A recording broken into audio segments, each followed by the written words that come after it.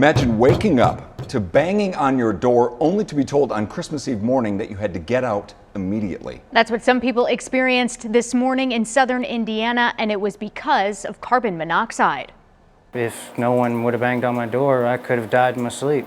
Frog Corpse woke up Christmas Eve morning to Clarksville firefighters and police officers banging on his door at 6 a.m.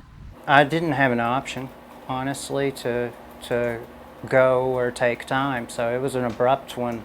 It was swift, exact, and there were no seconds to actually even gather thought or items.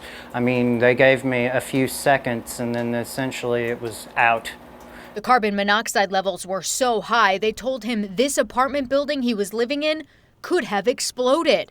They warned me about not turning the lights off because it can actually ignite the place. It started around 3 a.m. when Clarksville firefighters got a call about 2 people having chest pains. The city said nearly 30 calls of people experiencing effects of carbon monoxide Christmas Eve morning. So serious that the city set up an emergency command center at the Clarksville Fire Department headquarters. At least 4 people were taken to the hospital. People in New Albany experienced it too. You know, you can hear that through the floor. Roger Baylor woke up to a different kind of sound Saturday morning. My initial thought was, it's the battery. The carbon monoxide detector was reading more than 50 parts per million. Exposure to that much after 1 hour, Baylor and his wife could have experienced nausea, headaches, drowsiness, and vomiting. But it wasn't until he turned on the fireplace that he knew something wasn't right. It was crazy. It was like a little bonfire in there. And so I thought, well, this can't be good. And if this isn't working correctly, then there could be something to this.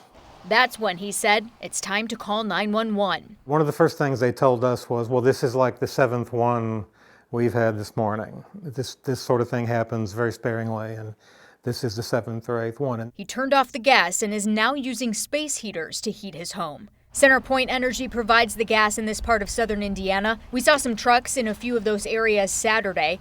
A spokesperson sent us a statement saying the natural gas system is operating as it should, with no known issues affecting the towns. She also said that carbon monoxide can result from incomplete combustion, and proper venting associated with use of fuel-burning appliances is essential to ensure safe use.